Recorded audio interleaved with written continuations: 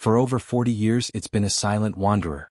A lonely ambassador from Earth, drifting further than any other human-made object. We thought we knew its story. We thought we'd heard its final word. But what if its journey wasn't over? What if, from the blackness between the stars, it just sent back a message that changes everything we thought we knew about our universe? But wait. Before we begin, please subscribe for more insights like this. More questions lie ahead, deeper mysteries, stranger truths not yet revealed. Each discovery builds on the last, and together, we follow a path lit not by certainty, but by curiosity.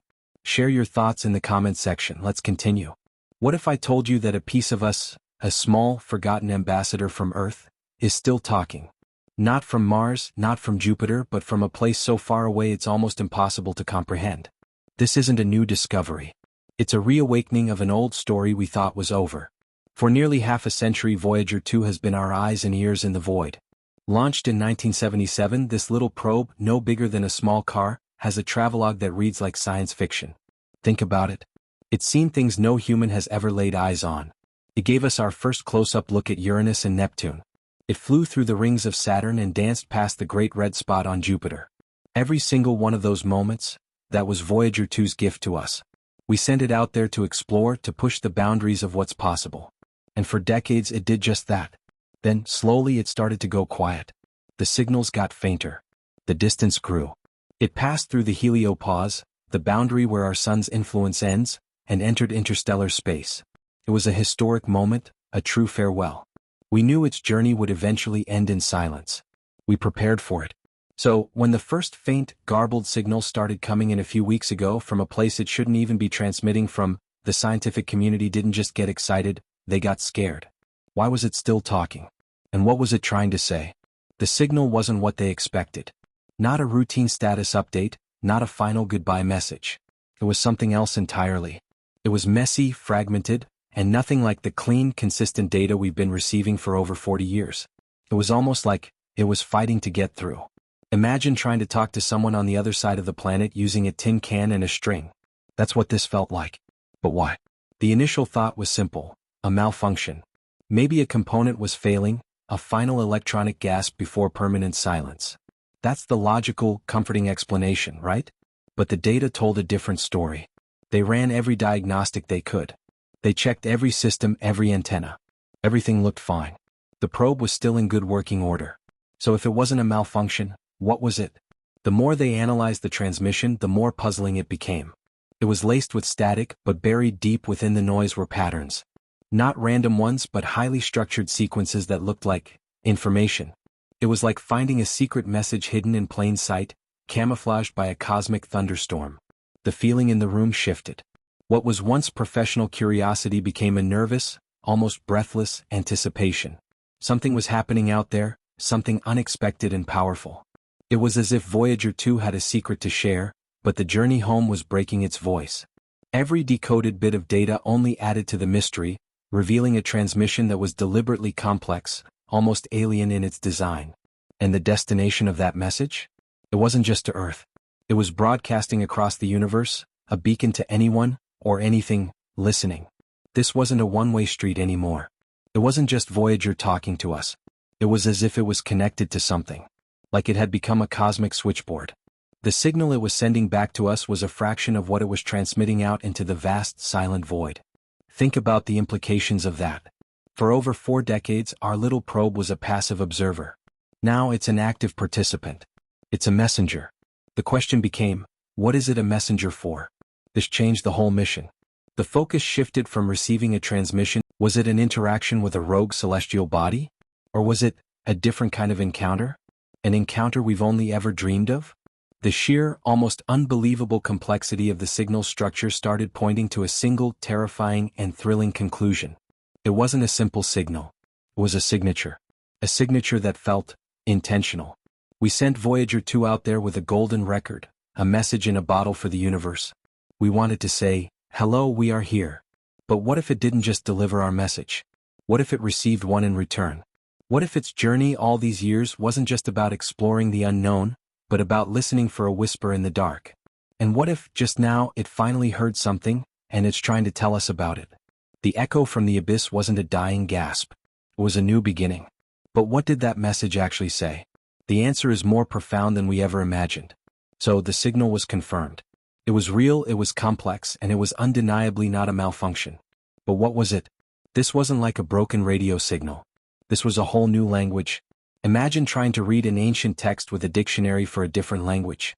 That's the challenge the scientists at NASA's Deep Space Network faced. The data was a puzzle box, and every piece they put in place seemed to open up 10 new questions. The signal was a nonlinear transmission. It didn't follow the predictable, sequential patterns of human-engineered data. Instead, it was layered like an onion with multiple streams of information woven together. What they initially thought was static was actually the outer layer of the puzzle. It was a rhythmic, repeating pulse, a sort of cosmic metronome. But once they filtered that out, things got wild. The signal wasn't just data, it was a frequency modulation. It changed pitch, tone, and intensity in ways that mirrored natural phenomena like the orbits of planets or the spin of a pulsar. It was like a song, a celestial symphony, but encoded with meaning. And every note, every beat held a piece of the message. This was no accident. This was an intentional, carefully constructed transmission. The pressure was immense. This wasn't just a mission anymore, it was history in the... They tried everything from basic decryption algorithms to complex statistical analysis. Nothing worked. It was a cipher wrapped in an enigma. And then one scientist, almost by accident, had a breakthrough. She wasn't looking at the data for information. She was looking for a pattern, a rhythm. And she found it. The key wasn't in the data itself, but in the silence between the data. The pauses, the gaps, the spaces where there was nothing. Those weren't just breaks in the transmission. They were a binary code. The lengths of the pauses corresponded to a series of ones and zeros, creating a digital language. It was a brilliant, elegant solution. The universe wasn't yelling at us. It was whispering. Once they had the key, the decoding process accelerated. And the first bits of information to come through were mind-blowing. They weren't complex equations or alien language. They were images. Simple but powerful. The images weren't of alien creatures or faraway worlds. They were maps. Maps of a kind we've never seen before. They weren't celestial coordinates or star charts in the traditional sense. They were something else entirely. They were maps of energy, of the flow of particles through interstellar space. They showed currents of cosmic rays and streams of charged particles, a sort of astronomical weather map. And a tiny glowing dot on the map was a specific location. It was Voyager 2. But the dot was not alone. It was a second dot. A second object also moving. But this object was not a human-made probe. It was traveling with Voyager almost in sync. The map showed a trajectory for both objects, and it wasn't random. They were moving in a specific direction, following the energy currents towards a very specific destination. This wasn't a signal from an unknown source. It was a signal from something that was right there, next to Voyager 2. The implications were staggering. Voyager 2, our silent observer, wasn't alone. It had a traveling companion. The transmission wasn't just a message from the abyss. It was a shared signal. The signal wasn't just decoded, it was a sort of shared map, a tour guide to the cosmos. The map showed its position relative to Voyager 2 with incredible precision, a few million miles away, always at the same distance, almost like a silent guardian. It wasn't hostile. It wasn't an invader. It seemed symbiotic. The energy maps revealed that this object was somehow modulating the cosmic rays around Voyager 2, creating a sort of protective bubble that allowed the probe to transmit a clear signal over an unimaginable distance. It was the reason the message got through it all. Without this hitchhiker, Voyager would be a lost whisper in the void. We thought we were listening to a final message from a dying probe, but we were actually hearing the echo of a new, unimaginable partnership. The message wasn't just about the maps. It was a universal greeting. A welcome. It was showing us the path. It was saying, you are here. And here's where you can go.